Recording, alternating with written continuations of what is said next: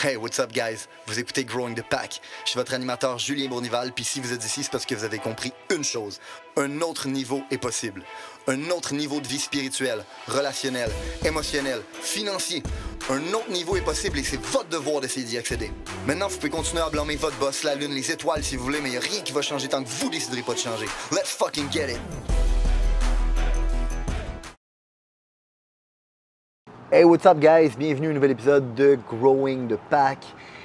Comme vous avez pu remarquer, j'étais absent depuis quelques semaines. Malheureusement, pour ceux qui me suivent de plus près sur les réseaux sociaux, vous avez peut-être remarqué que j'étais en transport, comme j'ai parlé dans les épisodes précédents. J'ai dû aller au Canada. Mon père était malade. J'ai dû aller le voir. J'ai passé du temps avec lui. Je me suis fait du fun. J'ai passé du temps avec mes amis, avec ma business. C'était magnifique, mais je n'étais pas dans mes affaires et j'étais en transport sans arrêt. Là, je viens enfin de revenir chez moi en Floride et on va recommencer le tournage des épisodes ensemble. Pour ceux qui sont nouveaux sur le podcast, je tiens à vous préciser, Growing the Pack, c'est un programme de développement personnel, c'est un podcast de développement personnel.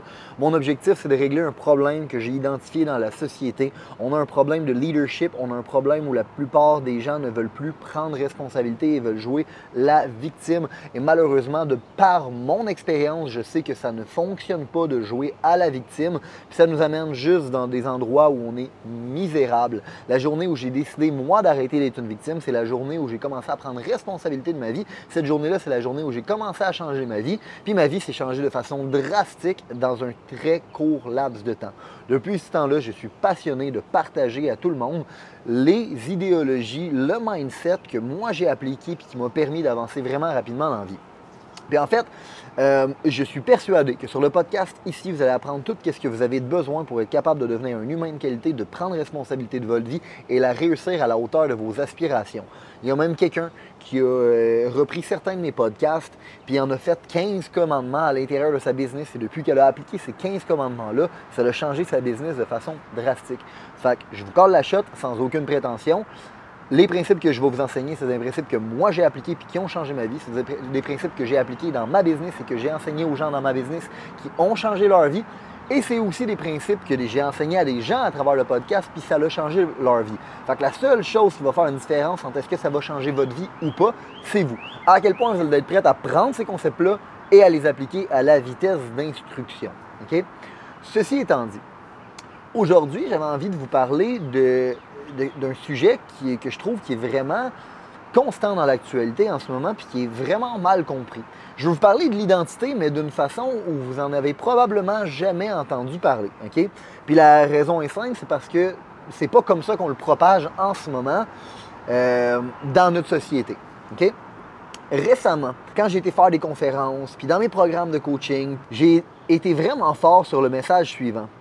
Sois toi-même. Okay? Personne ne peut être plus toi que toi, tu es toi.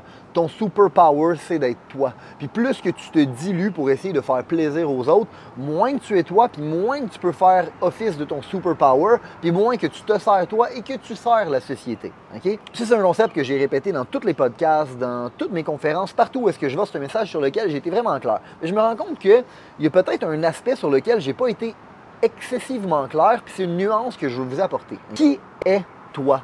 Tu es qui en fait? Okay? Parce que c'est bien beau, dans le fond, se dire ben, je veux être moi le plus possible, mais t'es qui toi? Puis la vérité, c'est que quand on se pose la question je suis qui, on doit se rendre compte qu'il y a plusieurs versions de nous qui existent à l'intérieur de nous-mêmes. Il y a des versions de moi où est-ce que je suis vraiment un fucking king badass. Puis il y a des jours aussi que pour de vrai, je suis une sous-merde. Il y a des jours où je suis un super-héros, il y a des jours où je suis une sous-merde. C'est à moi de déterminer c'est qui que j'ai envie d'être. Puis c'est pour ça que je voulais vous amener la nuance suivante. En ce moment, en ligne, on entend souvent la chose « tu dois te trouver ». Tu dois trouver qui tu es. Je pense que c'est contre-productif d'essayer de trouver qui on est. Pourquoi? Parce que si tu veux trouver qui tu es, qu'est-ce que tu vas faire? Tu vas regarder dans le passé. Tu vas regarder dans le passé pour essayer de voir, toi, en tant qu'humain, dans les choses qui te sont arrivées, dans les événements qui te sont arrivés dans ta vie, comment tu as réagi. Et à travers ça, tu vas trouver qui tu étais. Problème numéro 1 que je vois avec cette méthodologie-là, c'est la suivante. De 1, comme j'ai dit tantôt, c'est quelle version de toi? Il y a des versions de toi qui sont une sous-merde, il y a des versions de toi qui sont un super-héros. Fait que lequel tu vas trouver? Sur lequel tu vas définir ton identité? Ça va venir selon tes croyances. Puis tes croyances, most of the time, sont basées sur ton passé. Puis sincèrement, il n'y a pas une façon plus cheap dans la vie que de bâtir ses croyances sur les événements du passé. Puis c'est comme ça que la plupart des gens ils bâtissent leurs croyances. On bâtit nos croyances par rapport à comment on a agi dans le passé, puis les expériences que ça nous a causées. Puis à partir de ce moment-là, on fait une équation mathématique dans notre cerveau de 1 plus 2 est égal à 3, mais A plus B est égal à whatever, quelle est l'équation mathématique que vous faites dans votre cerveau. Mais vous finissez par vous faire une croyance de ça, puis une équation mathématique dans votre cerveau qui égale vos comportements. Puis je trouve qu'il n'y a pas une façon plus cheap que ça de bâtir ses croyances. Je vais vous expliquer pourquoi. N'importe qui a battu un record dans la vie ne s'est jamais basé sur les expériences du passé. Quand tu bats un record, c'est que tu fais quelque chose qui ne s'est jamais produit auparavant. Fait que si les gens bâtissaient uniquement leurs croyances par rapport à leurs expériences du passé, personne ne battrait jamais aucun record. C'est pour ça que ma job souvent en tant que CEO, c'est de challenger mon monde à voir plus loin et à ne pas se fier uniquement sur leurs expériences du passé et ne pas laisser leurs expériences du passé les définir. Si les gens ne feraient que leurs croyances sur leurs expériences du passé, pas personne dans la vie serait capable de battre aucun record. Les gens normaux, la moyenne, les gens average, eux, bâtissent leurs croyances sur leurs expériences du passé. Les high achievers, les personnes qui brisent des records, les personnes qui changent le monde, sont tous des gens qui ne basent pas leurs croyances sur leur expérience du passé. Donc vous, si vous voulez être un achiever, vous ne devez pas bâtir vos croyances sur vos expériences du passé et encore moins bâtir votre définition de votre personne par rapport à vos expériences du passé. Puis c'est pour ça que je considère que c'est une mauvaise méthodologie ou du moins une mauvaise façon de l'expliquer quand on dit aux gens « tu dois te trouver ». Comment tu fais pour te trouver? Bien, most of the time, tu vas regarder dans le passé, puis quand tu regardes dans le passé, bien, tu vas t'apercevoir que tu as été X, Y personne, puis tu vas diminuer tes standards, puis agir en conséquence de qui tu penses que tu es. Je veux vous challenger aujourd'hui, puis vous dire que tu n'es pas tes expériences du passé, puis tu es en fait qui tu as envie d'être. Tu peux devenir aujourd'hui, demain, après-demain, la personne que tu as envie de devenir. Puis à partir de ce moment-là, tu ne dois pas essayer de te trouver. Tu dois passer par le chemin de te définir. Définir qui tu es. Déterminer qui tu as envie de devenir. Puis je pense qu'elle est là la nuance. Je pense que des fois, c'est ça que les gens essaient de dire quand on dit tu devrais te trouver, mais c'est pas bien expliqué. La bonne façon de l'expliquer, c'est guys, détermine qui toi tu as envie de devenir. Puis tu as une idée, déjà dans ta tête, de qui tu as envie de devenir. Puis probablement que la version de toi, kid, avait une idée très claire de qui tu avais envie de devenir. Mais malheureusement, tes expériences du passé, puis la réalité, puis la société ont essayé d'éteindre cette flamme-là de la clarté que l'enfant en toi avait de la personne que tu voulais devenir. Fait qu'à partir de ce moment-là, enlevez les expériences du passé, arrêtez de vous définir par ça, puis demandez-vous, c'est quoi que je veux accomplir dans la vie? Puis selon ce que je veux accomplir dans la vie, c'est quel type de personne que je dois devenir.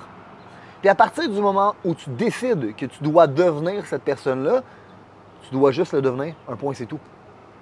Tu dois te garder imputable, tu dois te garder accountable par rapport à ce standard-là et show up dans le monde étant cette personne-là.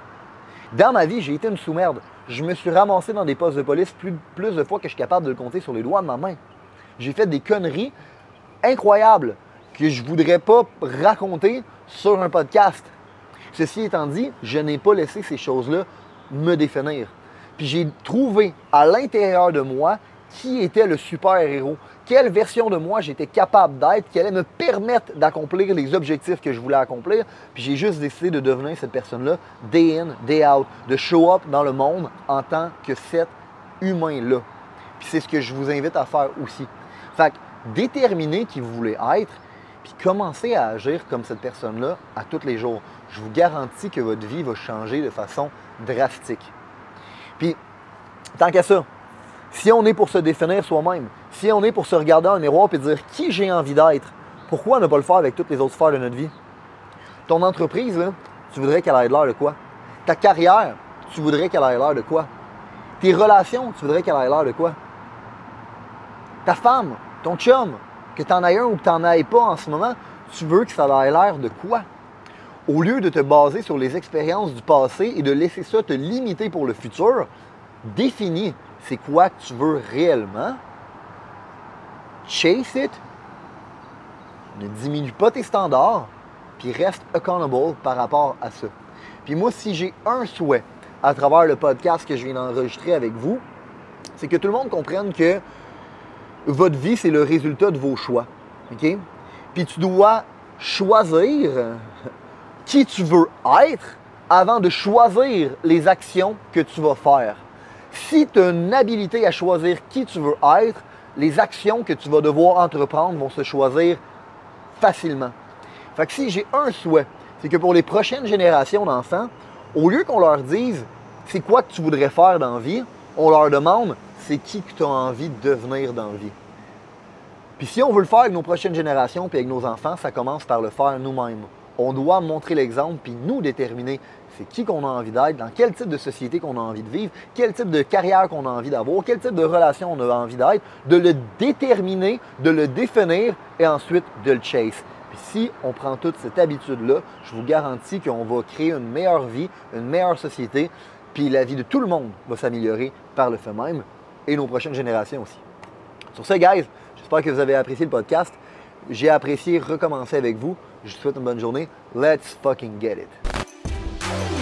Si vous avez considéré que l'information, les principes, les valeurs qui ont été partagées aujourd'hui ont une certaine utilité dans la vie, vous allez non seulement vouloir appliquer les concepts, mais vous allez surtout vouloir les partager. Les partager à un ami, partager à une connaissance, partager à quelqu'un qui en a besoin. Growing the Pack, c'est avant tout un mouvement qui grandit à travers les gens qui fait grandir. C'est un mouvement qui permet de créer les leaders de demain. C'est seulement grâce aux gens comme vous qui comprennent que le développement du leadership est notre plus gros enjeu qu'on va réellement faire avancer les choses. Je vous remercie pour votre temps.